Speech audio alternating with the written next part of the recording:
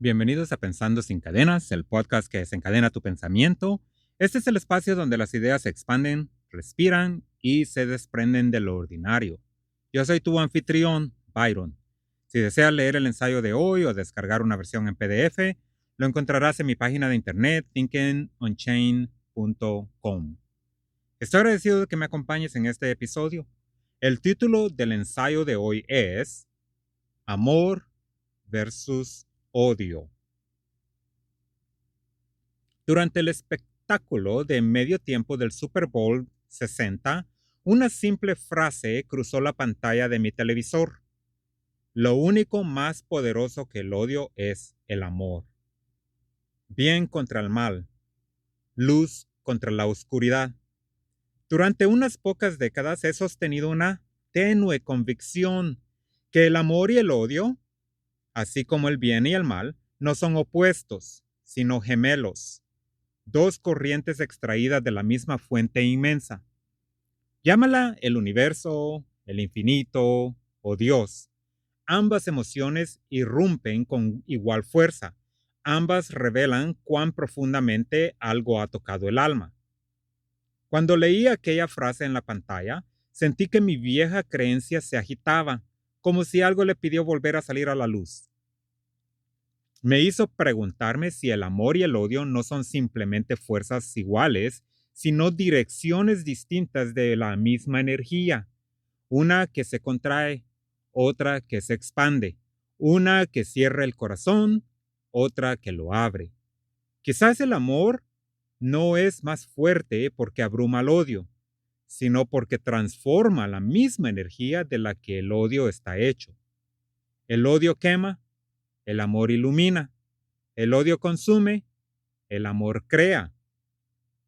Ver ese mensaje me recordó que incluso las creencias más antiguas merecen ser revisadas, no para ser descartadas, sino para ser refinadas, como una verdad que revela una capa más profunda cada vez que nos atrevemos a mirarla de nuevo. Por naturaleza soy una persona que desafía sus propias creencias de vez en cuando. Y disfruto encender mis neuronas para restablecer la creencia una vez más, revisarla o cambiar completamente de opinión.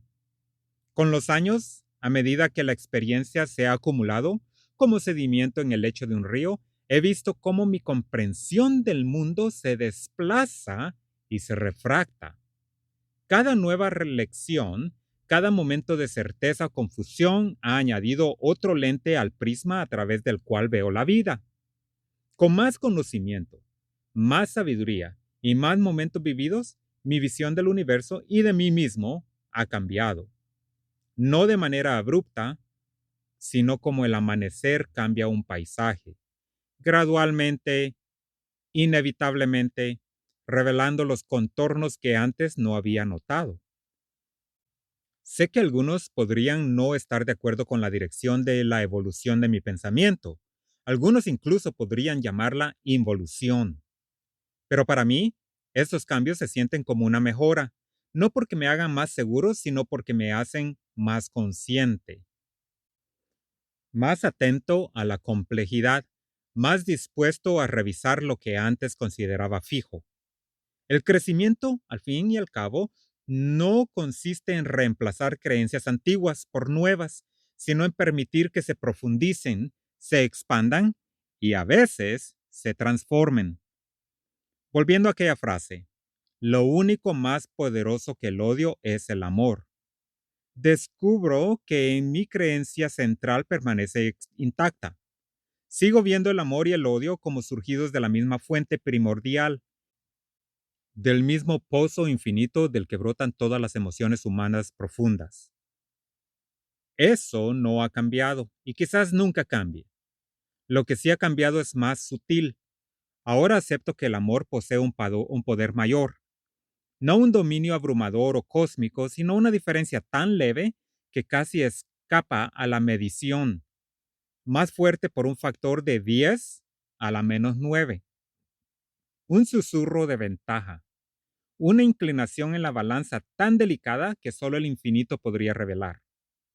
Y sin embargo, incluso ese margen infinitesimal importa, porque cuando las dos fuerzas comparten el mismo origen y la misma intensidad, la más mínima desviación se vuelve decisiva.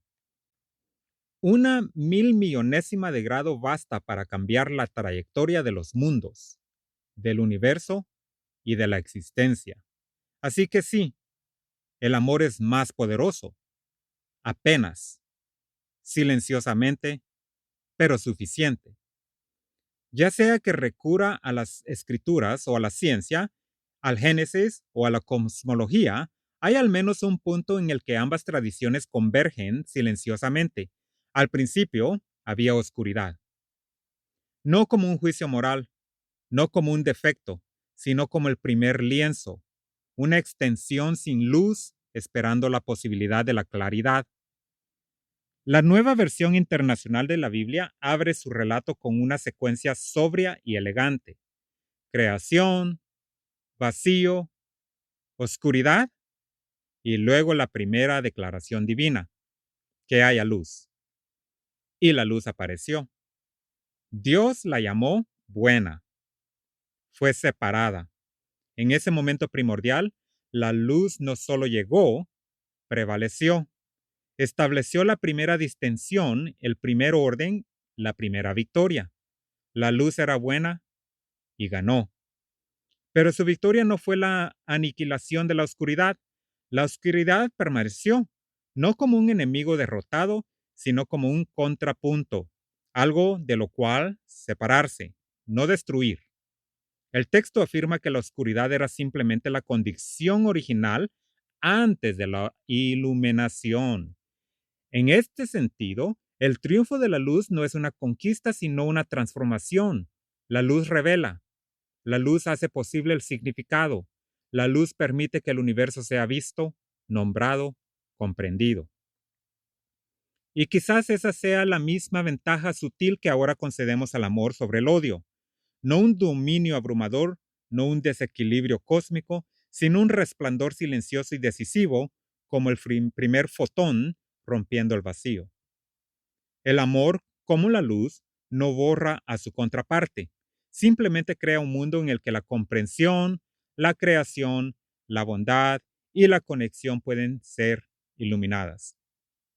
Los físicos describen el comienzo no como luz, ni materia, ni nada que pudiéramos nombrar, sino como un solo punto, un todo comprimido en ninguna parte, sin espacio, sin tiempo, sin antes ni después, solo una densidad tan absoluta que desafía la imaginación. Y luego, en un instante, el universo irrumpió en el ser. El Big Bang no fue una explosión en el espacio, fue el nacimiento del espacio mismo. Desde ese primer momento surgió la materia y también su espejo, la antimateria, igual en magnitud, opuesta en naturaleza, y de inmediato chocaron. Se aniquilaron mutuamente en una simetría perfecta de creación y destrucción, un duelo cósmico, una tensión primordial. Es tentador, hermosamente tentador, ver en ese instante el primer eco de la condición humana, amor y odio, surgiendo de la misma fuente, encontrándose con igual fuerza, cada uno tratando de deshacer al otro, bien y mal, en su antigua lucha. Pero la física nos dice algo revelador. La materia sobrevivió por el margen más pequeño imaginable. Por cada 1.000 millones de partículas de antimateria, había 1.000 millones y 1 partículas de materia. Una diferencia de 10 a la menos 9. Un error de redondeo cósmico. Y sin embargo, ese desequilibrio infinitesimal es la razón por la que existe todo: estrellas, planetas, lunas, conciencia, nosotros. La materia fue buena para la existencia y ganó, no por fuerza abrumadora, sino por la más leve inclinación en la balanza, un nivel atómico de energía es asimétrica que cambió el destino de todo lo que alguna vez sería. Y quizás esa sea la misma verdad que ahora concedemos al amor. No que el odio sea débil, ni que el amor sea invencible, sino que el amor posee la ventaja más tenue y delicada, apenas suficiente para inclinar el universo hacia la creación en lugar de la aniquilación, hacia la conexión en lugar del colapso, hacia la generosidad en lugar de la mezquindad. Un margen de 1.000.000.000ésima, pero suficiente para crear un universo. Ahora mi convicción de larga data, que el amor y el odio, el bien y el mal son fuerzas de igual magnitud, ha sido sutil, pero inconfundiblemente reformada.